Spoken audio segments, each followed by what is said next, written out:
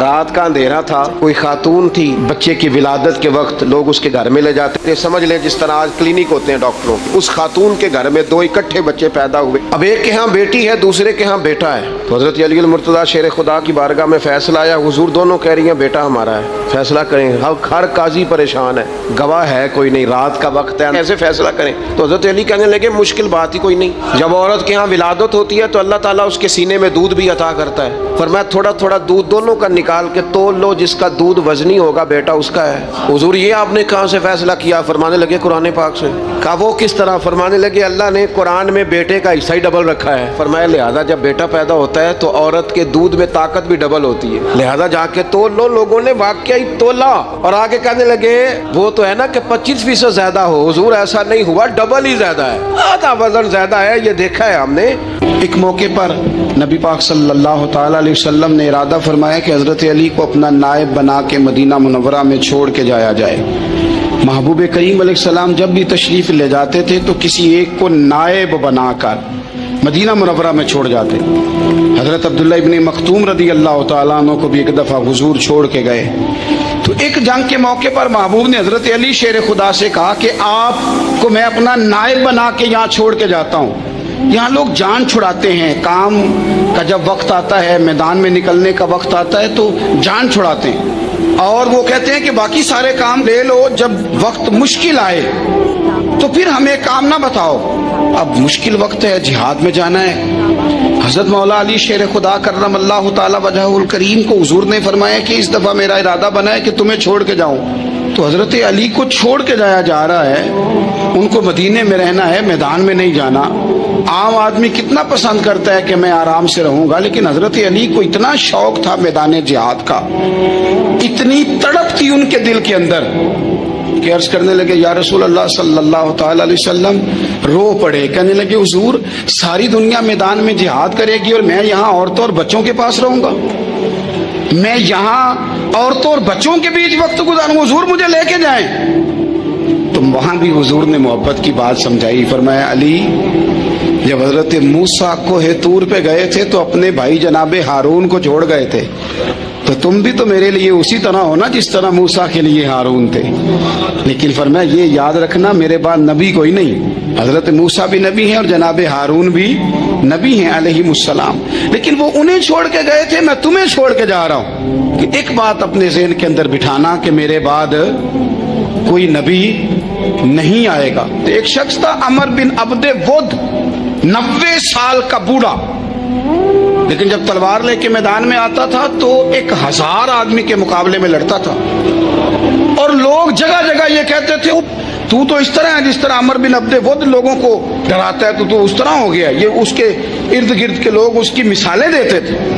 جنگ خندق جب ہو رہی تھی تو یہ مقابلے میں آ گیا، تو حضرت علی المرتضیٰ شیر خدا کرم اللہ تعالی وجہ الکریم بھی تشریف فرما تھے۔ اب پورے عرب کے اندر اس کے بارے میں یہ کہا جاتا تھا کہ اس سے نہ لڑو، وہ تو خونخوار ہے، وہ تو درندہ ہے، وہ تو جنگلی شیر کی طرح آتا ہے، وہ تو کاٹ کھانے کو دوڑتا ہے، اس سے کون لڑے۔ ایک خیال تھا، اور وہ پراپوگنڈا بعض اوقات اتنا زیادہ کسی کے بارے میں ہوتا ہے کہ میں بچے لوگ آتے ہیں نا بچہ دم کرانے کے لیے تو کہتے ہیں پیر صاحب بڑا ضدی ہے، کسی کی بات نہیں مانتا، باقی بچے ٹھیک تھے، یہ تو بڑا ہی نالائق نکل آیا ہے۔ تو میں کہتا ہوں کہ آپ اس کے سامنے یہ والی باتیں نہ کریں، یہ پکا ہو جائے گا کہ میں ضدی ہوں۔ تو آپ ذہن بنا رہے ہیں اس کا کہ تو اس طرح کا ہے، ذہن بنا دیا لوگوں نے کہ عمر ابن عبد ود کے مقابلے میں کوئی نہیں آ سکتا۔ خندق میں یہ آیا، اس نے للکارا مسلمانوں کو، آؤ وہ تمہاری جنت کدھر ہے جس کے بارے میں تم کہتے ہو کہ ہم شہید ہوں گے، تو آؤ میرے مقابلے میں نکلو۔ جب اس نے پہلی دفعہ للکارا تو ابھی بات ختم نہیں ہوئی تھی کہ مولا علی تلوار لے کے اللہ اکبر کہتے کھڑے ہو گئے۔ حضور نے فرمایا بیٹھ جاؤ، حضرت علی پھر بیٹھ گئے۔ وہ پھر پکارا اٹھو کوئی میرے مقابلے میں، تو مولا علی شیر خدا پھر کھڑے ہو گئے، پھر کھڑے ہو گئے۔ حضور نے فرمایا بیٹھ جا۔ ایک شخص نے کہا علی یہ عمر بن عبد ود ہیں، فرمایا مجھے پتا ہے۔ نہیں سمجھے آپ بات، میں آپ کو سمجھا کے لایا ہوں پیچھے سے کہ پراپوگنڈا کرتے ہیں نا لوگ، ہو آگے نہ جانا، یا کرنٹ بڑا زیادہ ہے، وولٹیج بڑے سخت ہیں، تو آگے نہ بڑھنا۔ بھائی کیا ہو جائے گا، اٹھ باندھ کمر کیوں ڈرتا ہے، پھر دیکھ خدا کیا کرتا ہے۔ حضرت علی تیسری دفعہ اس نے کہا نا ہے کوئی؟ تو حضرت علی پھر اٹھے. اب تو رسول پاک صلی اللہ تعالی علیہ وسلم نے تھپکی دی. بعض جگہ یہ ہے کہ حضور نے خود تلوار تھمائی, سر پہ امامہ باندھا, اور حضور نے فتح یابی کی دعا فرمائی. حضرت علی گھوڑے پہ بیٹھے نکلے, اور جب اس کے سامنے گئے تو جا کے کہنے لگا میرا پتہ ہے. حضرت علی فرمانے لگے تو اپنا چھوڑ, میرا پتہ ہے تجھے, مجھے تو جانتا ہے. کہنے لگا میں 1000 کے مقابلے میں اکیلا لڑتا ہوں. حضرت علی شیر خدا فرمانے لگے پتہ نہیں تو کن سے لڑتا رہا ہے, جانے وہ کون ہے جن سے تو لڑتا رہا ہے, وہ کون 1000 تھے جو تیرے مقابلے میں آتے تھے, پتہ نہیں. تو کہنے لگا میرا نام میری ماں نے عمر بن عبد ود رکھا ہے. فرمایا چھوڑ تو, میری ماں نے میرا نام حیدر رکھا ہے. کہنے لگا تیری عمر چھوٹی ہے, کوئی بڑا لا. فرمانے لگے یہ تو جب ہنجے میں پنجہ ملے گا تو پتہ چلے گا عمر کس کی چھوٹی ہے. ابھی تو کہانیوں سے متاثر کرنا چاہتا ہے, تو چاہتا ہے کہ تو پریشر ڈالے اور میں تیری بات سنوں. تو مقابلے میں آ, ڈینگے نہ مار, کہانیاں نہ سنا, دیواریں ہلتی رہتی ہیں اور در کانپ جاتا ہے. علی کا نام سن کے اب بھی خیبر کانپ جاتا ہے. تو مقابلے میں آ, تو باتیں بنا رہا ہے, کہانیاں سنا رہا ہے. وہ کہنے لگا تو بچہ ہے, میں چاہتا نہیں تیرا خون بہاؤں. تو حضرت علی کہنے لگے میں بڑے دن سے پریشان ہوں کہ کسی بے ایمان کا خون بہایا کیوں نہیں, میرا بڑا دل کر رہا ہے تیرا خون بہاؤں. اس نے بڑی زوردار ضرب لگائی, غصے میں اتنا پاگل ہوا, کیونکہ اس کے بارے میں معروف تھا کہ وحشی مزاج آدمی, اتنا سخت پاگل ہوا غصے میں, اس نے اپنے گھوڑے کے پیر کاٹ ڈالے. پہلے تلوار گھوڑے کو دے ماری, اس کو کاٹ کے دوڑا. یہ کیوں کرتے تھے لوگ, عرب کے لوگ اس وقت یہ کام کرتے تھے کہ ہم نے گھوڑا ہی مار ڈالا ہے تاکہ ہم بھاگ نہ سکیں. کہتے نا کشتیاں جلا دی ہیں کہ اب واپس جانے کا راستہ ہی بند ہو جائے. گھوڑے کے پیر کاٹ ڈالے کہ بھاگنا نہیں, اور بڑی زور سے اس نے ضرب لگائی حضرت علی پر. حضرت علی نے جب روکی تو وہ ڈھال ٹوٹ گئی حضرت مولا علی کی, اور آپ کے امامے کو اس کی تلوار بھی لگی. آپ نے فرمایا دکھا لیا تو نے زور, اب میری باری ہے. حضرت مولا علی شیر خدا کا قد بظاہر چھوٹا تھا. صحابہ کہتے ہیں ہم دور سے دیکھ رہے تھے, اللہ اکبر کہہ کے تھوڑا سا زمین سے وہ اٹھے, تھوڑا سا اٹھے, اور پھر دوبارہ نہیں انہیں تلوار چلانی پڑی. ایک ہی ضرب لگائی اور اس کے 2 ٹکڑے کر کے اسے زمین پہ پھینک دیے. تو عزیز دوست آپ یاد رکھیں گے اس بات کو کہ اپنی زندگی کے اندر مروب ہونا چھوڑ دیں. روب میں تاتاریوں نے مسلمانوں کو مروب کر لیا تھا, روب ڈال لیا تھا کہ ہم بہت بڑے لوگ ہیں. یہی آج ہمارے ساتھ بہت سارے لوگ کرتے ہیں, دلوں میں روب آ جاتا ہے, امیر رشتہ دار کا, فلانے کا, فلانے کا, پھر وہ جو مرضی کرتا ہے. تاتاریوں کی ایک بی بی وہ کیا کرتی, وہ 9-10 مسلمان نوجوانوں کو سڑک پہ کھڑا کر جاتی, کہتی ادھر کھڑے ہونا, میرے آنے تک ہلنا نا. جوان ہے لیکن روب ہے نا کہ یہ بڑے وحشی ہیں. وہ اکیلی بی بی اندر جاتی, تلوار لے آتی, اور وہ کھڑے ہیں, وہ بھاگے بھی نہیں, اتنا ڈر گئے, ٹانگیں کانپ رہی ہیں, بھاگنے کی بھی ضرورت نہیں کر رہے. تسلی سے گئی ہے, تلوار لے کے آئی ہے, اور اس نے 9 جوان مسلمانوں کے گلے کاٹ دیے. اس روب سے نکلے باہر, نوجوانوں سے کہتا ہوں نکلو. اور جن لوگوں نے دنیا میں انقلاب برپا کیا وہ غریب گھروں کے تھے, وہ لوگ تھے کہ جو بظاہر کسی بڑے قبیلے سے نہیں تھے. آپ محنت کریں, تعلیم حاصل کریں, جدوجہد کریں, مشقت کریں, اپنی زندگی میں کچھ مقاصد کے حصول کے لیے آگے بڑھیں. اور اگر آپ کہیں کہ دائیں بائیں میرے فلاں آدمی مجھے یہ مشورہ دے رہا ہے, تو کچھ لوگ دنیا میں باتیں کرنے آئے ہیں, انہوں نے باتیں کرنی ہیں اور بڑا فائدہ ہوتا ہے, ان کو باتیں کر لینے دیں, ان کو کرتے رہنے دیں. کام کرنے والا بندہ کام کرتا ہے اور کرتا ہی چلا جاتا ہے, وہ منزل تک پہنچ جاتا ہے. تو حضرت علی کے مزاج میں دلیری ہے, ہمت ہے, ایک بات. اور دوسری بات دانائی, حکمت. یہ جو ہمارے فیصلے ہیں نا جذباتی, اور جناب آج فلانے نے یہ کہہ دیا تو میرا پروگرام یہ بن گیا, تو پھر کل کسی نے اور کچھ کہہ دیا تو میرا پلان اور بن گیا. میں سب سے زیادہ ان لوگوں کے حق میں پریشان ہوتا ہوں جو سویرے کچھ اور کہتے ہیں, دوپہر کو کچھ اور کہتے ہیں, شام کو کچھ اور کہتے ہیں. بھئی آپ کا کوئی نظریہ ہونا چاہیے, کوئی ویژن ہونا چاہیے زندگی میں, آپ کے اندر کوئی حکمت اور دانائی ہونی چاہیے. اس کے لیے کیا کرنے کی ضرورت ہوتی ہے؟ اس کے لیے ضرورت ہوتی ہے کہ آپ کا ذہن ایک طرف ہو. میرے اسا فرمایا کرتے تھے زندگی میں ایک کام کر لو پر صحیح کر کے کر لو.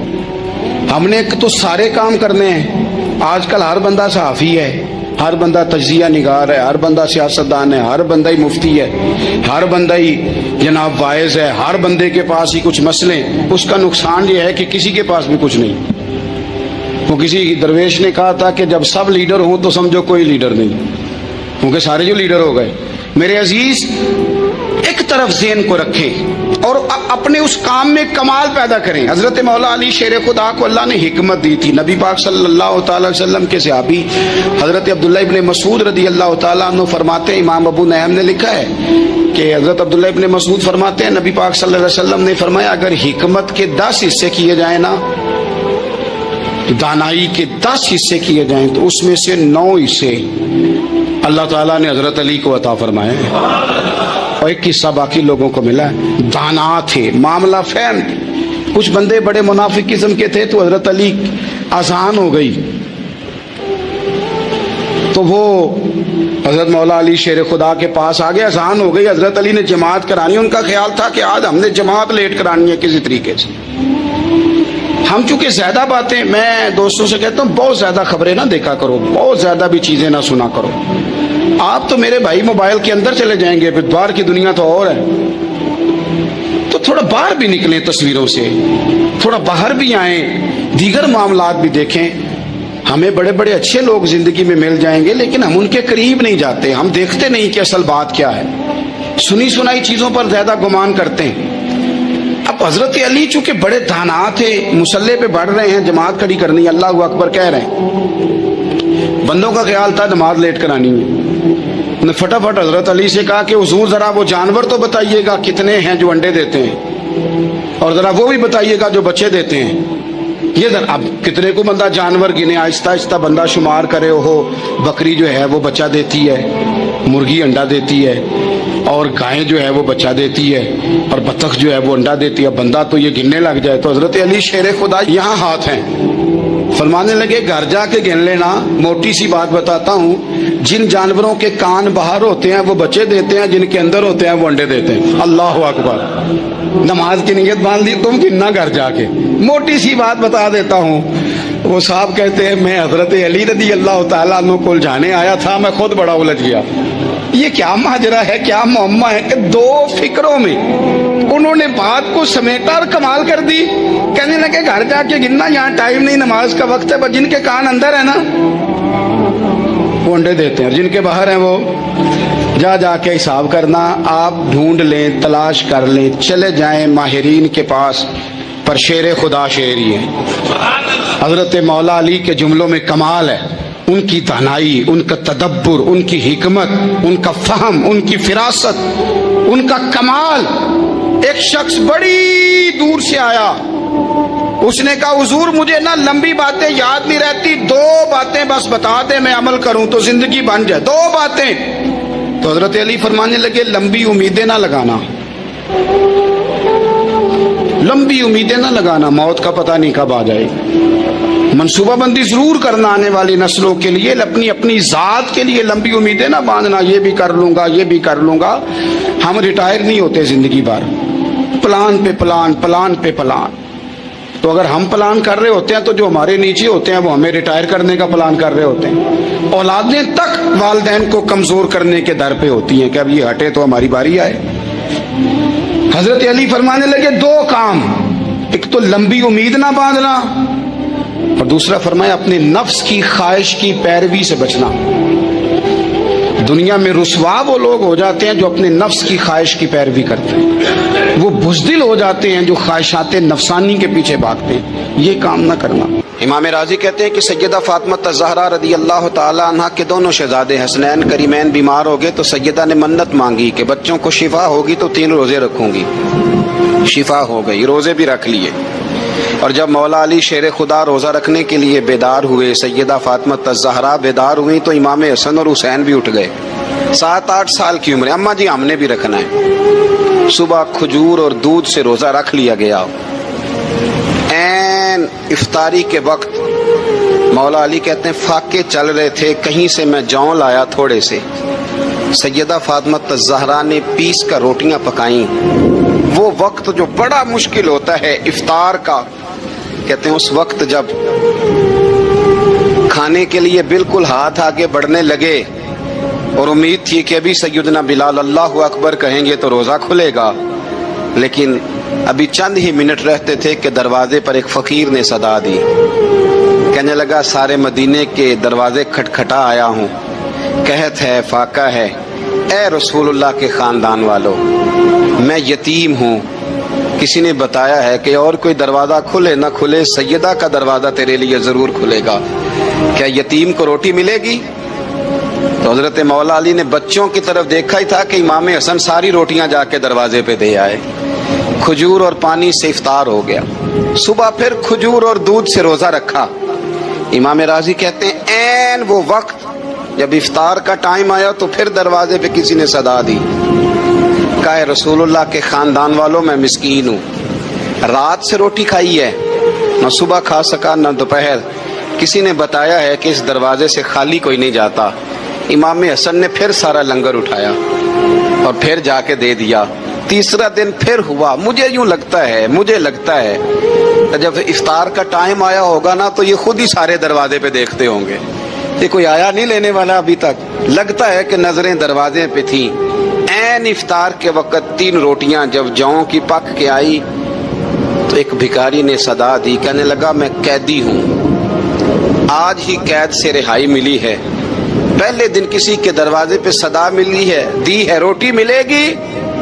امام حسن وہ کھانا دے کے واپس لوٹے. کھجور اور پانی سے افطار ہوا اور جیسے ہی مسجد نبوی میں تینوں باپ بیٹا نماز پڑھنے گئے تو مولا علی کہتے مجھے بتانا نہیں پڑا، رسول کریم نے میری طرف دیکھ کے فرمایا علی تیرا، فاطمہ کا، حسن اور حسین کا 3 دن والا عمل خدا کو بھی بڑا پسند آیا ہے اور محمد مصطفیٰ کو بھی بڑا پسند آیا ہے، وہ بڑا پسندیدہ عمل. میں کہتا ہوں کہ حضرت فاطمہ نے نا ان کی تربیت پہلے ہی کر دی تھی، 3 دن بغیر افطار کے روزہ رکھنے کی، وہ ٹریننگ گھر سے ہو چکی تھی. اب میدان کربلا میں 3 دن بھوکا پیاسا رہنا ان کے لیے مشکل نہیں تھا. حضرت جناب سیدہ زینب بنت ابی رافع کہتی ہیں کہ سیدہ فاطمہ الزہرا نا ایک دن اپنے دونوں شہزادوں کو لے کے، جب حضور کی طبیعت مبارک بظاہر علیل تھی جس میں حضور کا وصال ہوا، دونوں شہزادے لے کے سیدہ فاطمہ نبی کریم کی بارگاہ میں گئی. کہنے لگی یا رسول اللہ میرے بچوں کو کچھ دیجئے. سیدہ پاک تو حضور اٹھ کے بیٹھ گئے، اس کندھے سے امام حسن کو لگایا اور اس سے امام حسین کو لگایا اور فرمایا فاطمہ یہ جو میرا حسن ہے نا اس کو میں اپنی ہیبت اور سرداری دیتا ہوں، اور فرمایا یہ جو میرا حسین ہے نا حسین کو میں اپنی جرت اور سخاوت دیتا ہوں، میرا حسین جرت مند ہوگا اور سخی ہوگا. داتا گانج بخش علی حجویری، امام الاولیاء، سید الاصفیاء، داتا صاحب کشف المعجوب میں فرماتے ہیں ایک دن نا امام حسین کے پاس ایک شخص آیا بڑی دور سے کچھ مانگنے، کہا حضور کچھ دیجئے. وہ شخص کہتا ہے کہ میرا ظرف یہ تھا کہ 4-5 دینار ملیں گے. تو امام حسین فرمانے لگے تھوڑی دیر بیٹھ جا، رزق آ رہا ہے. تو امام حسین کو حکومت وقت کی طرف سے نا 5 تھیلیاں ملی جس میں ایک تھیلی میں 500 اشرفیاں تھیں. 5 تھیلیاں آئیں لیکن اس کو آنے میں نا ذرا دیر ہو گئی. وہ 5 تھیلیاں جب آئی نا تو امام حسین اس کی طرف 5 تھیلیاں بڑھا کے نا ذرا دیکھنا میری طرف غور سے، 5 تھیلیاں بڑھا کے نا تو فرمانے لگے میاں جتنا تجھے انتظار کرایا نا اتنی ہم تیری حاجت پوری نہیں کر سکے. تو یہ نہ محسوس کرنا کہ حسین کے دروازے پہ بیٹھا بھی رہا ہوں تو ملا کیا ہے، یہ نہ محسوس کرنا. وہ شخص کہتا ہے جب میں نے وہ تھیلیاں کھولی اور پھر میری نظر امام حسین پہ پڑی تو میرے اندر سے آواز آئی اگر حسین ابن علی اتنے سخی ہیں تو محمد عربی کتنے سخی ہو. اگر یہ معیار ان کا ہے، ان کا یہ معیار ہے، اور خود بھیک دیں خود ہی کہیں منگتے کا بھلا ہو، خود کہنے لگے جتنا انتظار کرایا ہے اتنی تیری مدد کر سکے. یہ سخاوت کا معیار تھا، یہ طریقہ تھا. ایک دفعہ سیدنا امام حسین رضی اللہ تعالیٰ عنہ کے گھر کے اندر نا 5000 دینار آئے. مسجد میں تھے، آپ کو 5000 دینار ملے تو امام زین العابدین کہتے ہیں کہ مسجد سے لے کر گھر آنے تک امام حسین نے 5 کے 5000 اللہ کے رستے میں خیرات کر دیے. فرماتے میں نے کہا ابا جی 5 دینار کی گھر میں ضرورت تھی، مالاں والے سخی نہیں ہوندے تے سخیاں کل مال نہیں ہوندا. اوتھے اوتھے دومی جہانی سخی کنگال نہیں ہوندا. کعبہ جی 5 دینار کی گھر میں ضرورت تھی تو کہتے ہیں مجھے فرمانے لگے بیٹا یہ جن کو میں نے دیا ہے نا یہ گھر کے لیے ہی دیا ہے, یہ گھر کے لیے ہی دیا ہے, جن کو دیا ہے تمہارا کیا خیال ہے یہ باہر خرچ ہوا ہے, یہ گھر کے لیے ہی ہے. اس لیے کہ جب انسان دوسروں پر شفقت کرتا ہے تو اللہ اس کے گھر پہ رحمت فرماتا ہے. امام حسین کے مزاج میں پہلی بات میں نے ذوق عبادت کی عرض کی, دوسری بات عرض کر رہا ہوں کہ